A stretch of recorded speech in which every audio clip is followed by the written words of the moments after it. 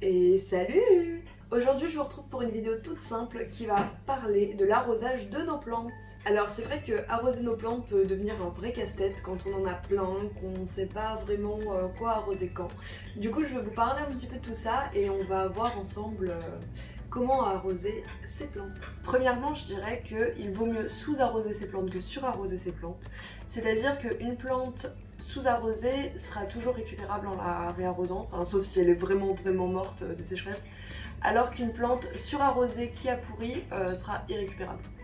Mais avec le sous-arrosage, il faut quand même faire attention au stress hydrique. Les plantes sont pas faites pour être sous-arrosées, donc bon, il vaut mieux les arroser bien, mais il vaudra toujours mieux les arroser trop peu que trop. Alors je peux pas vous donner une fréquence d'arrosage, genre j'arrose mes plantes tous les 5 jours, toutes les semaines, parce que en fait ça va dépendre de chaque plante, de la température, de l'air ambiant, enfin ça va dépendre de plein de choses. Du coup, moi ce que je fais, surtout avec les plantes en terre, enfin dans des pots avec du terreau, ce que je fais c'est que je touche en fait. Je touche le substrat, le dessus du substrat, et j'arrose quand le substrat est sec en surface, ou en gros quand il est sec sur les 2-3 premiers centimètres. Donc tout simplement je mets mon doigt dans la terre et je vois. Certaines plantes aiment quand leur terreau est bien humide. D'autres préfèrent quand on laisse bien sécher le terreau entre chaque arrosage. Ça va dépendre vraiment de chaque type de plante. Et puis ça s'apprend aussi un petit peu sur le tas. Vous voyez bien de toute façon qu'une plante fait la tête quand elle est pas assez arrosée ou trop. Donc ça c'est, je peux pas vous donner un chiffre exact, mais globalement en mettant son doigt dans la terre et en voyant un petit peu comment le terreau est sec en surface, je pense que vous arriverez à bien gérer l'arrosage. Mais je laisse sécher le terreau de certaines plantes plus que d'autres. Par exemple, tout ce qui est succulente, plante grasse, effectivement faut l'arroser beaucoup moins souvent que d'autres plantes, comme par exemple les caladiums qui eux ont besoin d'être quand même beaucoup plus arrosés. Bien qu'il faille pas que ce soit détrempé tout le temps, mais d'avoir un terreau quand même constamment humide. Alors ensuite, mes plantes, donc je les arrose soit par le dessus, donc avec un récipient d'eau, je viens verser de l'eau dessus, soit certaines par le dessous, les faisant tremper et en laissant l'eau monter par capillarité dans le pot. Et du coup, voilà, j'arrose comme ça. En fait, la plupart du temps, j'arrose par le dessus. Certaines plantes, je les arrose par le dessous quand c'est pas possible de les arroser par le dessus, quand la plante est trop dense sur le dessus, donc c'est pas vraiment possible de faire couler l'eau par le dessus, ou certaines plantes qui ont besoin de pas mal d'eau, je les laisse monter par capillarité. Mais sinon, la plupart de mes plantes, je les arrose par le dessus. Il y a aussi certaines plantes qui sont assez demandeuses en eau, en hygrométrie, que je douche. Donc là, c'est tout simple, hein, je les mets dans la douche, j'allume l'eau et je les douche bien, je mets plein d'eau dans le pot, j'arrose bien toutes les feuilles. C'est par exemple le cas avec mes monstera, mes alocasia pour la plupart, zébrina. Je les douche, ça fait du bien à leur feuillage parce que du coup ça enlève bien toutes les poussières et tout. Ça fait du bien à leur terreau parce que ça leur fait quand même un bon boost d'eau. Alors je les douche pas tout le temps, je les douche pas tous les 2 jours. 1 à 2 fois par mois quoi, une bonne douche ça leur fait vachement de bien. Surtout en été. Je vous parle du douchage, je le fais surtout en été, en hiver beaucoup moins puisqu'elles ont besoin de beaucoup moins d'eau. Et donc en hiver pour pallier aux poussières et aux résidus sur les feuilles, là je les nettoie avec un chiffon humide. Ce qui marche très bien. Mais pour la douche en tant que telle, je l'utilise plutôt en été quand il fait bien chaud et quand les plantes ont besoin de beaucoup boire et d'une bonne hygrométrie ambiante. Alors mes plantes, bien que ce soit pas tout le temps le cas, je les arrose plutôt le matin. En fait, il vaudrait mieux les arroser le matin, début d'après-midi, midi, et éviter de les arroser trop le soir. L'eau n'aura pas le temps de s'évaporer, donc elles vont rester les racines trempant dans l'eau toute la nuit, c'est pas top. Donc le mieux c'est d'arroser le matin ou alors midi, début d'après-midi, mais éviter d'arroser le soir avant d'aller se coucher ou la nuit.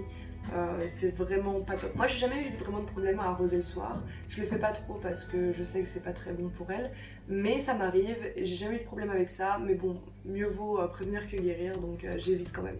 Ensuite, tout ce qui est dans des plus petits pots, j'arrose plus souvent, tout simplement parce que dans des petits pots ça a tendance à s'évaporer beaucoup plus vite. Par exemple, j'ai deux petites plantes là-bas, je sais pas si vous verrez. Un petit syngonium et un petit bégonia qui sont dans des petits pots en plus en terre cuite.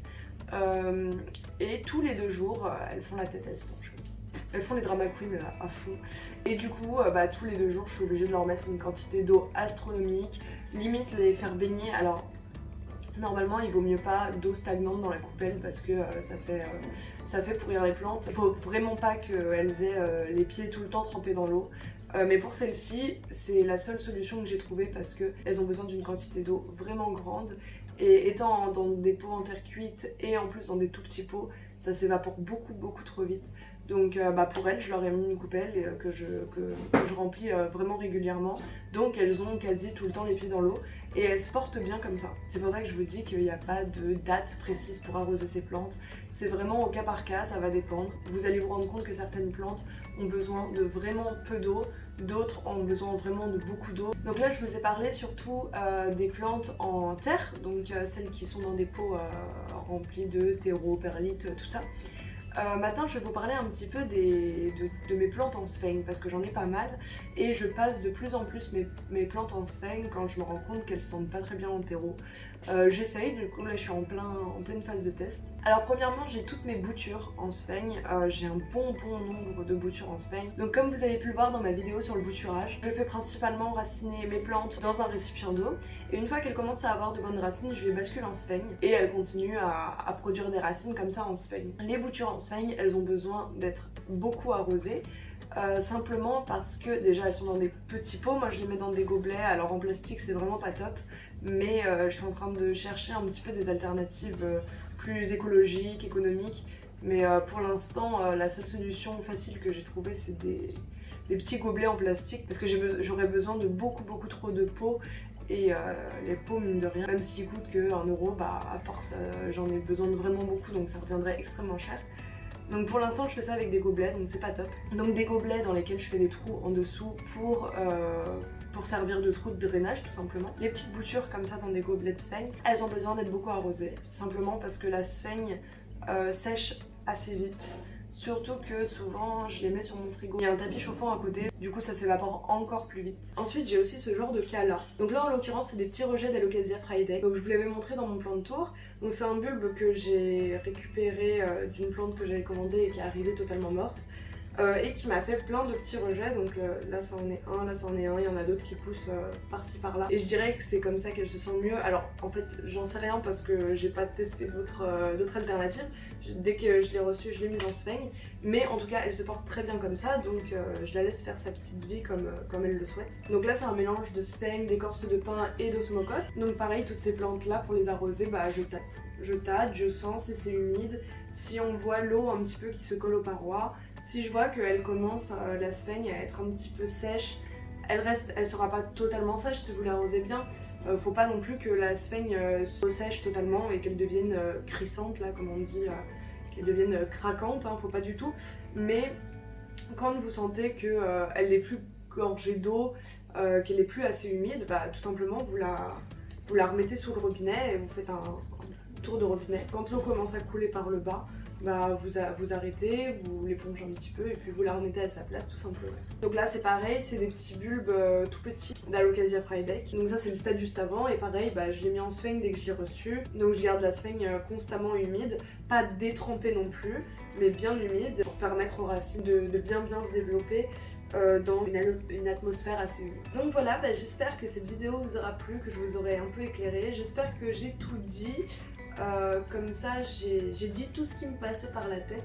J'espère que j'ai rien oublié. Bien sûr si vous avez des questions vous pouvez toujours me les écrire en commentaire. Je répondrai avec grand plaisir. N'hésitez pas à me suivre sur mon compte Instagram Plantiforia sur lequel je poste régulièrement des stories et des vidéos de mes petites plantes chouchoutes. Et puis n'hésitez pas aussi à vous abonner à ma chaîne YouTube que ça me ferait vachement plaisir et comme ça vous manquerez pas mes prochaines vidéos. Portez-vous bien et occupez-vous bien de vos plantes. Je vous dis à la prochaine. Ciao!